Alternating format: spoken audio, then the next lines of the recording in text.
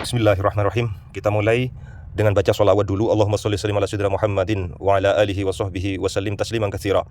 Assalatu wassalamu alaika ya sayyidana ya habibana ya Rasulullah. Akhir masih berada di tahun pertama Hijriah.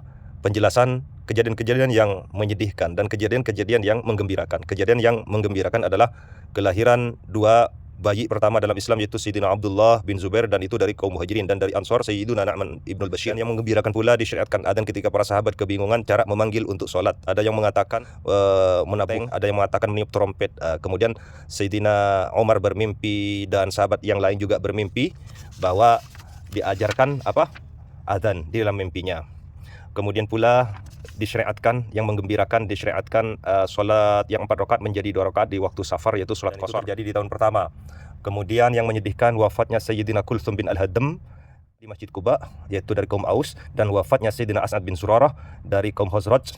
Kemudian kaum Khazraj minta seorang pemimpin setelah wafat pemimpin mereka, maka Rasulullah tidak mau, dan Rasulullah sendiri yang menjadi pemimpin untuk kaum Khazraj. Kemudian pula pada 7 bulan berikutnya terjadi turun sebuah ayat, innalilladzina yuqatiluna bi annahum zulimu. 7 bulan berikutnya dari hijrahnya Nabi Muhammad SAW.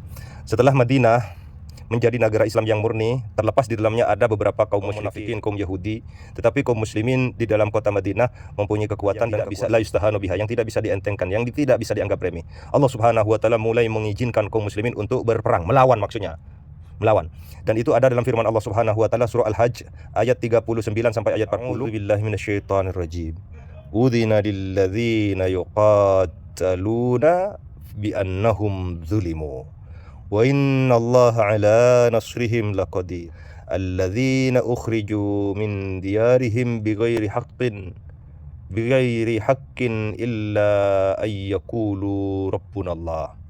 Diizinkan berperang bagi orang-orang yang diperangi, bi annahum zulimu, karena sesungguhnya mereka dizalimi. Wa innallaha, dan sesungguhnya Allah atas menolong mereka, laqadirun ala nasrihim laqadir, sungguh maha kuasa. Alladzina ukhriju min diyarihim, orang-orang yang dikeluarkan dari kampung mereka, diusir dari kampung mereka, bighairi haqqin, tanpa jalan yang benar, illa annahum yaqulu rabbunallah, hanya karena mereka berkata Rabbunallah, Tuhan kami adalah Allah. Itu saja kesalahan mereka menurut orang kafir Quraisy, maka diizinkan berperang.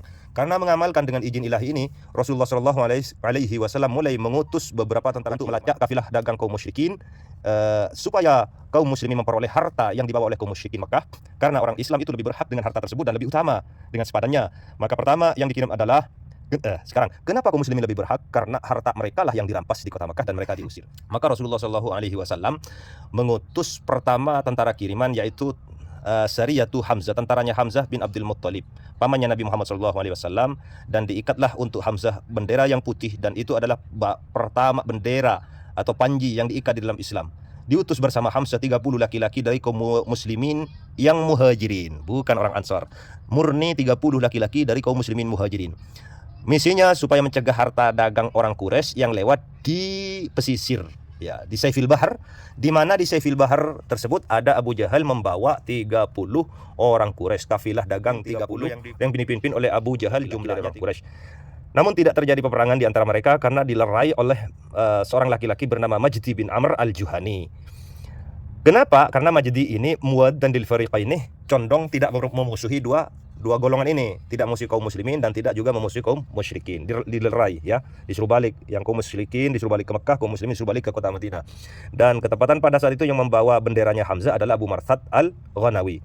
Dan ini adalah hadhihi sariyah, dan terjadi pengiriman tentara ini di bulan Ramadan setelah 7 bulan dari hijrahnya Nabi Muhammad SAW. Jadi bulan ke-7 dari hijrahnya Nabi.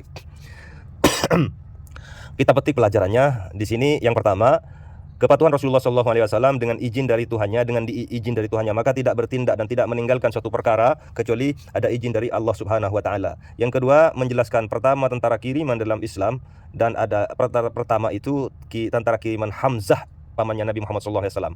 Yang ketiga, menjelaskan kesempurnaan sifat Nabi Muhammad SAW dalam hal mengirim pamannya sendiri dan kaum muhajirin dan tidak orang Ansor untuk menemui orang-orang dagang orang Quraisy, rombongan dagang orang Quraisy. Yang keempat, menjelaskan sesungguhnya pertama bendera yang diikat di dalam Islam adalah benderanya Hamzah ibn Abdul Muttalib radhiyallahu taala anhu wa ardahu. Nah, ini tentara kiriman yang pertama karena ada izin perang, ya. Tentara kiriman yang kedua adalah Ubaidah bin Harith bin Abdul Muttalib bin Hashim. Di bulan Syawalnya, 1 bulan berikutnya, yaitu bulan ke-8, dari hijrahnya Nabi Muhammad SAW, maka Sayyidina Nabi Muhammad SAW mengikat bendera untuk Ubaidah bin Harith. Benderanya berwarna putih dan diperintahkan bergerak menuju lembah Rabi'ah di daerah Hijaz. Dan yang membawa bendera tersebut, ya, panglimanya Ubaidah Ibnul Harith, tetapi yang membawa bendera Mistah bin Usathah. Maka bergeraklah mereka dengan membawa 60 laki-laki, kalau Hamzah 30 laki-laki. Di mana yang 60 itu tak ada satupun orang Ansor, orang Muslim Madinah, orang Muslim penduduk Madinah, tapi orang Muhajirin semua yang 60. Mereka bergerak mencari kafilah dagang Quraisy yang jumlahnya sekitar 200 orang, dan bertemulah mereka di dekat air yang disebut dengan Ahya, ya, air Ahya di lembah Rabi'ah. Dan atas orang musyrikin yang memimpinnya adalah Ikrimah bin Abi Jahal atau Mikras bin Hafs. Tidak terjadi perperangan di antara mereka, namun mereka saling lempar panah. Nah, terkenalah Sayyidina Sa'ad bin Abi Waqqas dari panah mereka. Maka pertama, panah yang dilemparkan di dalam Islam adalah panah yang terjadi dalam Sariyah Ubaidah bin Harithah. Kemudian kaum kafir Quraisy, ya, menyingkir, mundur, dan kaum muslimin juga pulang ke kota Madinah. Tetapi di sini ada tambahan orang Islam dua. Miqdad bin Amr al-Bahrani, ini rombongan orang kafir Quraisy nih, lari kepada orang Islam. Miqdad bin Amr al-Bahrani, Utsbah bin Ghazwan bin Jabir al-Mazini. Karena mereka berdua ini orang Islam. Kenapa keluar bersama 200 orang kafir Quraisy? Ya, kenapa? Karena supaya mereka bisa lari di tengah jalan berkumpul kepada kaum muslimin. Mereka itu kaum muslimin yang dua ini, Miqdad dan Utsbah. Namun tidak hijrah, terlambat 8 bulan hijrahnya karena ditahan. Liman il musyrikin, dilarang oleh orang musyrik dari hijrah dan ditahan. Kita petik pelajarannya. Satu, kesempurnaan sifat Nabi Muhammad SAW. Karena Nabi Muhammad SAW mengirim dua pamannya, dua keluarganya sendiri. Hamzah ibnu Abdul Muttalib, paman adik bapaknya, dan Ubaidah bin Harith bin Abdul Muttalib bin Hashim. Anak pamannya ini, sepupunya sebenarnya ini.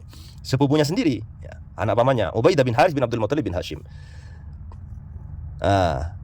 Untuk mengawali peperangan di akhir-akhir tahun pertama Hijriah, yang memimpin adalah keluarganya sendiri, Sayyidina Ubaidah bin Harith bin Abdul Muttalib bin Hashim, dan Hamzah ibn Abdul Muttalib bin Hashim. Bukan Umar, bukan Abu Bakar, apalagi orang-orang Ansor. Ya.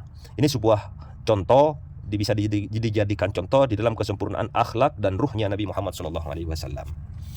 Yang ketiga, keutamaan Sayyidina Mistah bin Uthathah, karena dikalungkan atasnya sebuah bendera, dan Mistah ini sepupunya Abu Bakar dari pihak ibunya, Ibnu Khali Abi Bakar. Yang ketiga, menjelaskan, pemberitahuan sesungguhnya pertama, panah yang dilemparkan di sabilillah ialah panah yang mengenai Sayyidina Sa'ad bin Abi Waqqas radhiyallahu taala anhu wa ardahu.